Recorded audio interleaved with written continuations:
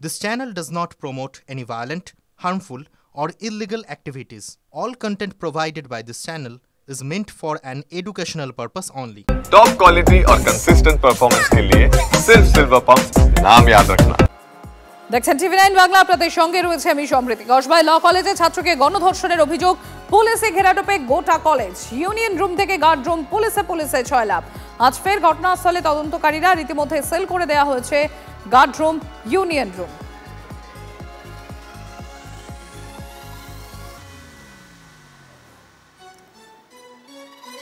সুমন রয়েছেন আমাদের সঙ্গে, আমি সরাসরি চলে যাবো সুমনের কাছে। সুমন, আমরা সকাল থেকেই দেখছি যে এই কলেজের অর্থাৎ প্লেস অফ অকারেন্স থেকে শুরু করে ইউনিয়ন রুম এবং যেটা গার্ড রুমের কথা একটু আগেই বলছিলাম, সমস্ত জায়গায় পুলিশে ছয়লাভ। কি অবস্থা এখন ওখানকার, কি দেখতে পাচ্ছ? দেখো, প্রচুর পুলিশ রয়েছে এই মুহূর্তে।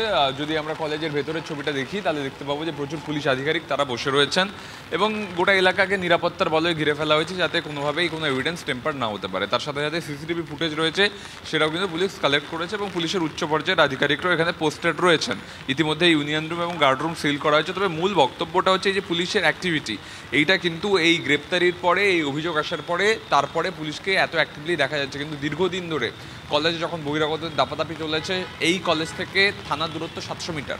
শুধু তাই নয়, এই মনোজিৎ মিশ্রর বিরুদ্ধে কসবা থানা এবং বালিগঞ্জ থানায় এর আগে একাধিক অভিযোগ রয়েছে, মারধর করা, ভয় দেখানো, থ্রেট দেওয়া। তখন কিন্তু পুলিশ কোনো পদক্ষেপ করেনি।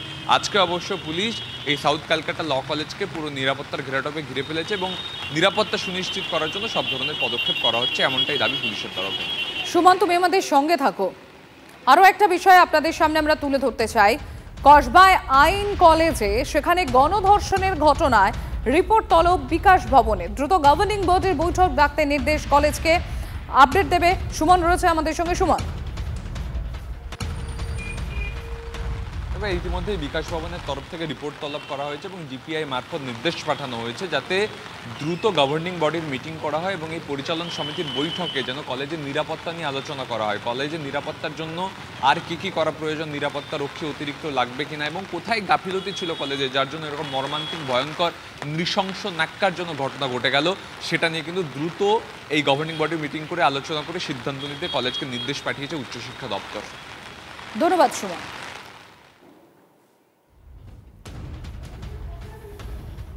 এদিকে কসবার কলেজে নির্যাতিতার সঙ্গে গণধর্ষণই হয়েছে, কারণ তার প্রমাণ পাওয়া গিয়েছে। মেডিকেল পরীক্ষায় প্রমাণ মিলেছে, সিএনএমসি সূত্র মারফত খবর।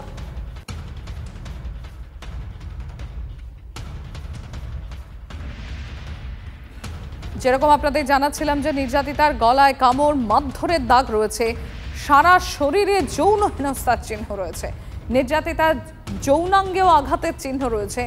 বলপূর্বক ধর্ষণের কথা সিএনএমসি চিকিৎসকদের জানিয়েছেন নির্যাতিতা। একজন ধর্ষণে যুক্ত, বাকি দুজন দাঁড়িয়েছিল, জানিয়েছেন নির্যাতিতা আইনের ছাত্রী। সুপ্রিয় রয়েছেন আমাদের সঙ্গে, আমি সরাসরি চলে যাবো সুপ্রিয়র কাছে। সুপ্রিয়, ইতিমধ্যে গণধর্ষণের প্রমাণও পাওয়া গিয়েছে এবং তার উপর যে অমানবিক পাশবিক নির্যাতন করা হয়েছে তারও প্রমাণ পাওয়া গিয়েছে। তদন্তের অগ্রগতি কি? একদমই তুমি যেমনটা বলছো, একদিকে এই যে নির্যাতিতা ছাত্রী, তার মেডিকেল লিগাল পরীক্ষা করানো হয়েছে সিএনএমসি হাসপাতালে এবং সেই হাসপাতাল সূত্রে এবং অন্যদিকে পুলিশ সূত্রে কিন্তু গণধর্ষণ সম্পর্কিত বেশ কিছু চাঞ্চল্যকর তথ্য সামনে উঠে এসছে এবং সেক্ষেত্রে তার সঙ্গে যে বলপূর্বক তাকে শারীরিক নির্যাতন করা হয়েছে সে ধরনের বিভিন্ন তথ্য ইতিমধ্যেই তদন্তকারীরা হাতে পেয়েছেন। আর একদিকে সেই বিষয়গুলোকে যেমন সামনে রেখে তদন্তের গতিপ্রকৃতিকে এগিয়ে নিয়ে যাওয়া হচ্ছে, তার পাশাপাশি যেটা আমরা সূত্র মারফত জানতে পারছি, এই যে ল কলেজ, কসবার যে ল কলেজ, সেই কলেজের যে গার্ড রুমে গত 25 তারিখে ওই নির্যাতিতা ছাত্রীর উপরে অত্যাচার চালানো হয়েছিল বা তাকে গণধর্ষণ করা হয়েছে বলে তিনি অভিযোগ করেছেন, সেই গার্ড রুমের যে গার্ড অর্থাৎ নিরাপত্তারক্ষী, তাকেও আজ তদন্তকারীরা বা পুলিশের তরফ থেকে জিজ্ঞাসাবাদ করা হবে, তার বয়ান নেওয়া হবে, এমনটাই কিন্তু আমরা পুলিশ সূত্রে জানতে পারছি। অন্যদিকে এই নির্যাতিতা ছাত্রী, তার 164 অর্থাৎ এই ছাত্রীর যে স্টেটমেন্ট বা বয়ান ম্যাজিস্ট্রেটের সামনে, সেই বয়ানও আজকে নেওয়ার প্রক্রিয়া হবে আদালতে, এমনটাও আমরা সূত্র মারফত জানতে পারছি। অর্থাৎ এই নির্যাতিতা ছাত্রীর বয়ান, অন্যদিকে এই যে নিরাপত্তারক্ষী গার্ডের যে রুম, যেই ঘরের মধ্যে এই অত্যাচার চালানো হয়েছিল বা শারীরিক নির্যাতন করা হয়েছিল সেই গার্ডের বয়ান, এটাও কিন্তু অত্যন্ত গুরুত্বপূর্ণ এই তদন্তের ক্ষেত্রে।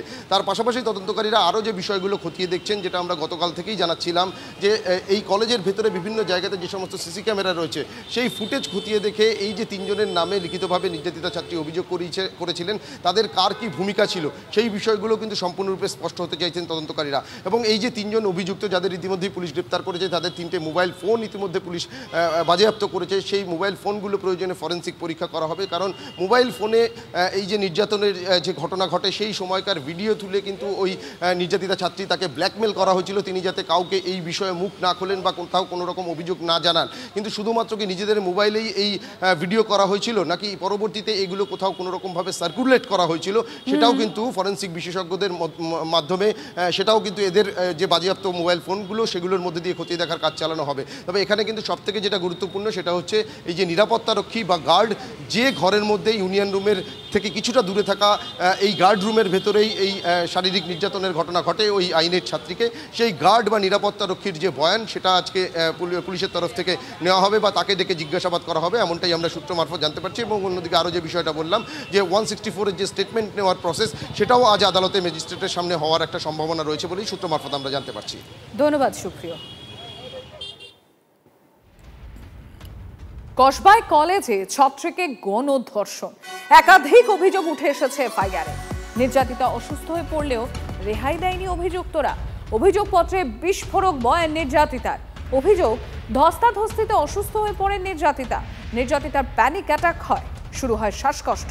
হাসপাতালে নিয়ে যাওয়ার জন্য অনুনয় করেন নির্যাতিতা। বারবার বলার পর ইনহেলার নিয়ে আসে এক অভিযুক্ত।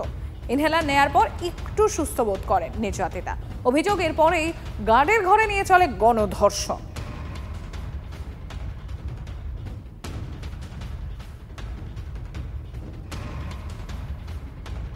অভিযোগপত্রে বিস্ফোরক বয়ান নির্যাতিতার, যে অসুস্থ হয়েও রেহাই মেলেনি। যেরকম আপনাদের বলছিলাম যে নির্যাতিতা তার অভিযোগপত্রে লিখেছে যে ঘন ঘন প্যানিক অ্যাটাক হয়।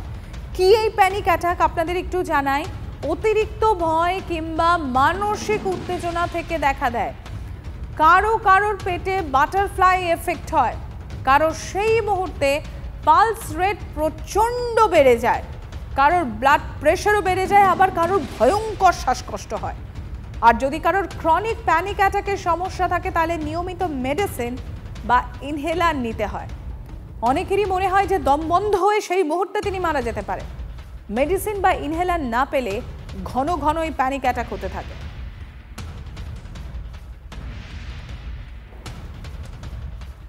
রথযাত্রা, আর এই রথের দিন খাস কলকাতায় শিউরে ওঠার মতো ঘটনা। তিলোত্তমা কাণ্ডের 10 মাস মোটে, আর সেই 10 মাসের মাথায় কলকাতায় আবারও গণধর্ষণ। দক্ষিণ কলকাতার আইন কলেজেই আইনের ছাত্রীকে গণধর্ষণের অভিযোগ। মূল অভিযুক্ত তৃণমূল ছাত্র পরিষদের নেতা, কলেজেরই প্রাক্তনী, কলেজের অস্থায়ী কর্মী। আর অন্য 2 অভিযুক্ত তারা এই কলেজেরই পড়ুয়া। কসবা থানায় লিখিত অভিযোগ দায়ের করেন নির্যাতিতা। আর এরপরই পুলিশ 3 জনকে গ্রেফতার করেছে।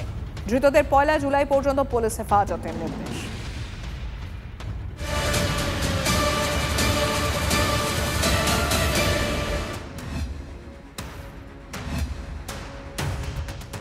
এখনও বিচারের অপেক্ষায় আরজিকর হাসপাতালের নিহত তরুণী চিকিৎসকের পরিবার।